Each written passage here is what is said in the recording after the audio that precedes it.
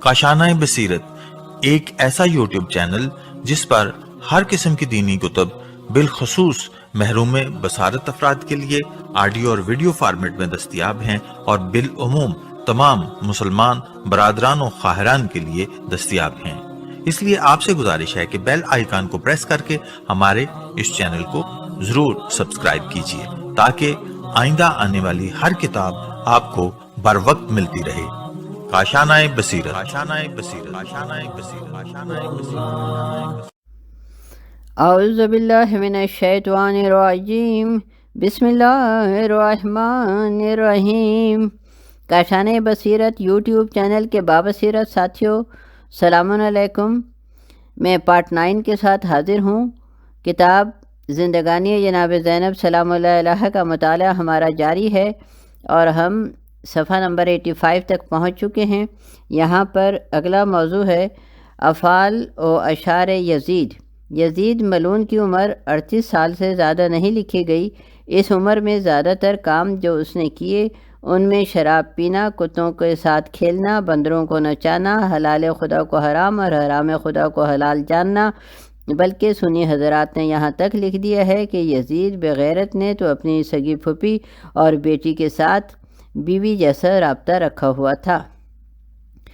گناہوں کی وجہ سے اس ظالم کا دل اس قدر تاریک اور سیاہ ہو چکا تھا کہ نہ صرف علی علیہ السلام اور آل علی علیہ السلام کا مذاق اڑایا بلکہ وہ خدا اور رسول صلی اللہ علیہ وآلہ وسلم اور یوم آخرت کا بھی مذاق اڑاتا تھا اور آیات الہی کو جھٹلاتا تھا، اور اس کی بے شرمی اور بے حیائی کی انتہا یہ شعر تھا جو وہ اپنی محفل میں پڑھا کرتا تھا، اور اس کا ترجمہ یہ ہے کہ بنی ہاشم نے نعوذ باللہ یہ بریکٹ میں کہ ایک ڈھونگ رچایا ہوا ہے، نہ ہی ان کے پاس کوئی نبوت اور شریعت ہے اور نہ ہی ان پر کوئی وحی نازل ہوئی ہے۔ اس بے غیرت کی عمر کا ایک دن بھی ایسا نہیں گزرا جس میں اس نے گناہ کبیرہ نہ کیا ہو۔ یہ وجہ تھی کہ مخدرہ نے فرمایا کہ اے یزید، تیرا یہ کام آل رسول صلی اللہ علیہ وسلم کا قید و قتل کرنا تیری زندگی بھر کے گناہوں کا نتیجہ ہے۔ اگلا موضوع ہے کہ قاتل کو توفیق توبہ نہیں ہوتی۔ قاتل اگر دوسرے گناہ چھوڑ بھی دے تو پھر بھی اس میں قوت توبہ نہیں رہتی۔ اس کا تعلق بعض مخصوص گناہوں کے ساتھ ہے جن گناہوں کی روایت کے مطابق توبہ نہیں ہوتی۔ ان میں سے ایک قتل نفس بھی ہے، یعنی اگر کوئی شخص کسی کو ناحق قتل کرتا ہے تو اس کے دل میں ایک ایسی تاریکی پیدا ہو جاتی ہے جس کی وجہ سے بارگاہ رب العزت میں پیش ہو کر توبہ کرنے کی طاقت اس میں پیدا ہی نہیں ہوتی۔ یہی وہ مقام ہے جس کے بارے میں آپ نے سن رکھا ہے کہ یزید پشیمان ہوا، شرمندہ ہوا۔ جان لیجئے کہ یزید کی پریشانی اپنے آخری انجام یعنی خوف قیامت یا توبہ کرنے کی وجہ سے نہیں تھی، کیونکہ یزید تو توبہ کے مقام سے اس قدر نیچے گر گیا تھا کہ اس کے پاس توفیق توبہ ہی نہ تھی۔ اگلا موضوع ہے کہ یزید کی پریشانی دنیا کے لیے تھی، پر یزید کی پریشانی تو اپنے دنیاوی جو تخت کے تحفظ کے لیے تھی، کیونکہ جناب سجاد علیہ السلام اور جناب سیدہ زینب سلام اللہ علیہ کے خطبوں نے شامیوں کو سنگ دل اور ظالم و جابر ملعون قرار دے دیا تھا، جس کی وجہ سے ہر طرف سے حتیٰ کہ عیسائیوں کے مذہبی پیشوا جاسلیق اور دوسرے خارج از اسلام مذہبوں کے نمائندوں کی طرف سے بھی یزید پر لعن طعن کی بارش شروع ہو گئی تھی۔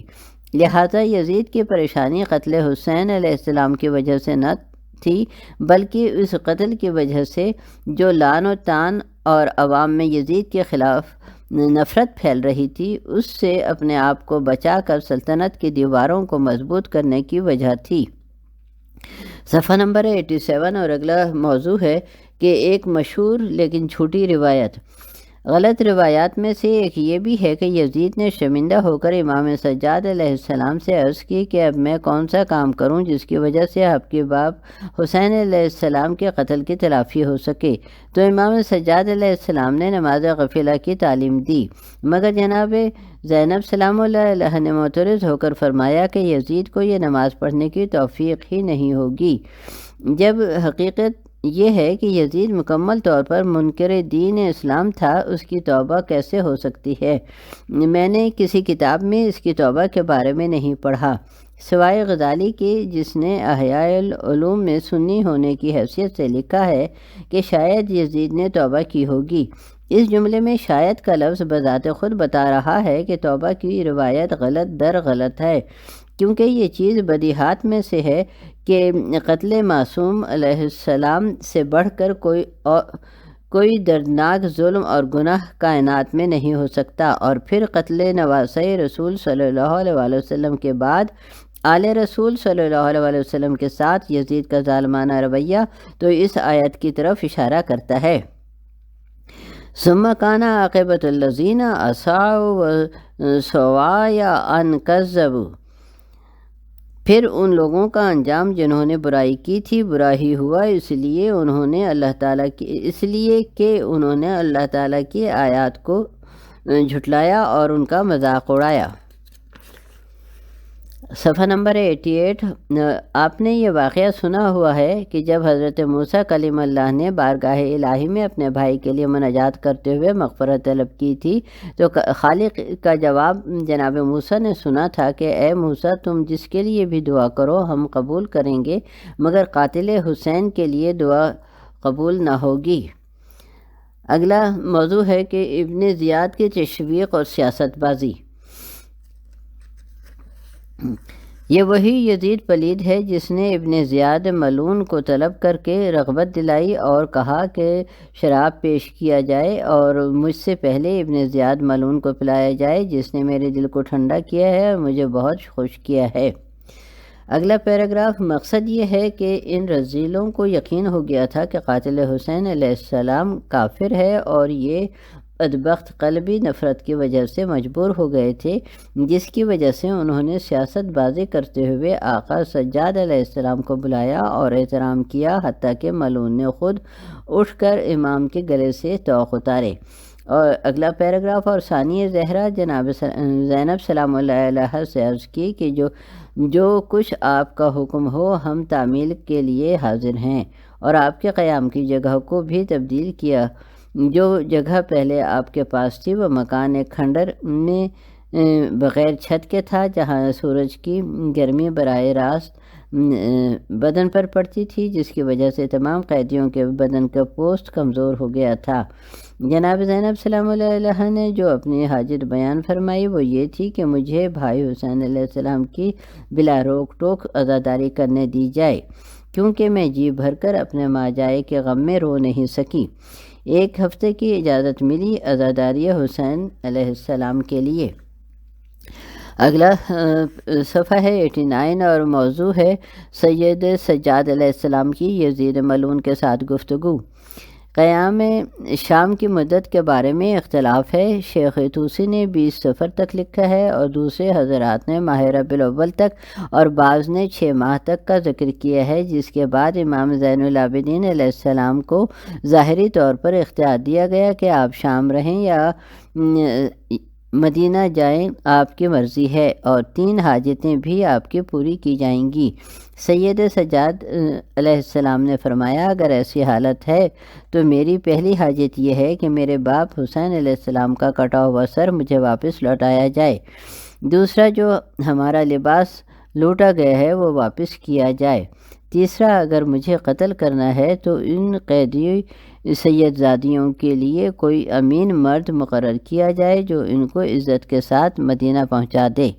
اس گفتگو سے معلوم ہوتا ہے کہ ظاہری طور پر یزید کی طرف سے آل رسول صلی اللہ علیہ وسلم کو اطمینان نہیں تھا کہ یہ ہم کو زندہ چھوڑے گا یا نہیں، اور وہ یزید کی توبہ والی بات کا مسئلہ بھی حل ہو گیا کہ ہرگز اس نے توبہ نہیں کی۔ اگلا موضوع ہے کہ تیرے گمشدہ سر پہ قربان اے حسین علیہ السلام۔ امام کی پہلی حاجت کے بارے میں کہا کہ مجھے ابھی تک معلوم نہیں کہ تمہارے باپ کا سر کہاں ہے۔ مورخین کے پیش نظر بھی میں اپنے آقا حسین علیہ السلام کے گم شدہ سر پر قربان ہو جاؤں، نہ جانے وہ کہاں ہے، کیونکہ بعض نے کربلا بدن اطہر کے ساتھ اور بعض نے نزد قبر امیر المومنین علیہ السلام اور بعض نے دمشق کی جامع مسجد اور بعض نے نزد قبر جناب زہرا سلام اللہ علیہ مدینہ اور مصر کے علاوہ اور بھی کئی مقامات کا ذکر کیا ہے۔ دوسرا، آپ کے لباس تو میں اس کا عوض دینے کے لیے تیار ہوں۔ فرمایا، ظالم تو عوض کی بات کرتا ہے، اس میں تو ایک چادر ہماری دادی زہرا سلام اللہ علیہ کے ہاتھوں کی بنی ہوئی ہے، جس کی کائنات میں کوئی بھی قیمت ادا نہیں کر سکتا۔ بہرحال کچھ مال واپس مل گیا، اور تیسری حاجت، آپ خود ان کو لے کر مدینہ تشریف لے جائیے۔ یہ صفحہ نمبر 90۔ اور اگلا موضوع ہے کہ نعمان بن بشیر مہاری۔ نعمان بن بشیر جو کہ محب اہل بیت تھا کو اہل بیت کے ساتھ روانہ کیا گیا۔ محملوں کو زینت دی گئی، مگر جب مسافرہ شام جناب زینب سلام اللہ علیہ بنت علی محمل میں سوار ہونے لگیں تو ایک چیخ مار کر فرمایا کہ عزاداری تو ایسے ہوتی کہ ہمارے کپڑوں کی چادروں کو سیاہ کر کے عزت کے ساتھ روانہ کیا جاتا۔ مورخین نے لکھا ہے کہ جس وقت قافلہ چلا تو بہت بڑی عزاداری کا سماں پیدا ہو گیا تھا۔ نعمان مکمل طور پر راستے کا نگران تھا۔ جب قافلہ 2 راستوں پر پہنچا تو مامور سے پوچھا گیا کہ یہ کون سا راستے ہیں۔ اس نے عرض کی کہ یہ سیدھا راستہ مدینے کو جاتا ہے اور یہ دائیں ہاتھ والا راستہ کربلا کو جاتا ہے۔ نعمان کو علی علیہ السلام کی بیٹی نے محمل کے قریب بلایا اور اپنی بہن ام کلثوم سے فرمایا، اگر کچھ بچے ہوئے زیور تمہارے پاس ہیں تو اس نعمان بن بشیر کو دے دو۔ یہ سن کر وہ رونے لگا اور کہا کہ بی بی، مال دنیا کی خاطر میں آپ کے ساتھ نہیں آیا۔ فرمایا، اچھا، اس قافلے کو کربلا کی طرف سے لے چلو تاکہ بھائی کی ایک دفعہ اور زیارت کر لوں۔ بس اس نے تعمیل حکم کرتے ہوئے قافلے کو کربلا پہنچا دیا۔ کربلا میں اس قافلے کا ورود 20 صفر کو ہوا، اور اغلب خیال یہ ہے کہ یہ اس وقت ہوا جب یہ قافلہ کوفہ سے شام کی طرف گیا، کیونکہ 12 محرم کو آل رسول کو کوفہ میں قید کر دیا گیا تھا، اور ابن زیاد ملعون نے یزید پلید کو خط لکھ کر آگے کے لیے حکم نامہ طلب کیا تھا۔ جب اسے جواب ملا کہ ان قیدیوں کو شام بھیج دو تو ابن زیاد ملعون نے ان کو شام روانہ کر دیا۔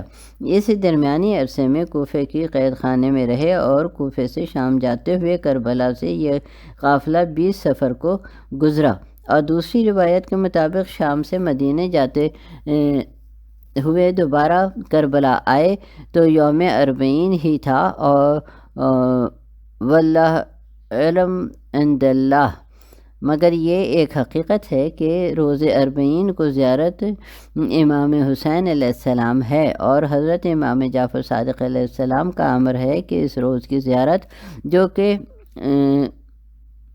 اور مخصوص زیارت ہم تک پہنچی ہے، اور اسی طرح حضرت امام حسن عسکری علیہ السلام کا فرمان ہے کہ 40 کو زیارت امام حسین علیہ السلام کرنا یا پڑھنا مومن کی نشانی ہے۔ ان دو روایات سے یہ پتہ چلتا ہے کہ 40 کو زیارت قبر حسین علیہ السلام کی طرف خاص توجہ کرنی چاہیے، اور شیعہ حضرات کو چاہیے کہ اس روز کی زیارت سے خصوصی طور پر مستفیض ہوں اور اپنے آپ کو قبر حسین علیہ السلام کی زیارت کے لیے پہنچائیں، اور اگر کربلا حاضر نہ ہو سکیں تو جہاں بھی ہوں صمیم قلب کے ساتھ زیارت 40 کو پڑھا کریں۔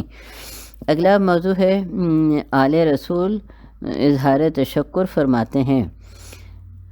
اب میں اس شیعہ مومن کی حکایت کی طرف آپ کی توجہ مبذول کرانا چاہتا ہوں جس کو عراق کے ایک محصول چنگی پولیس افسر نے اذیت پہنچائی اور اس کا دل توڑا۔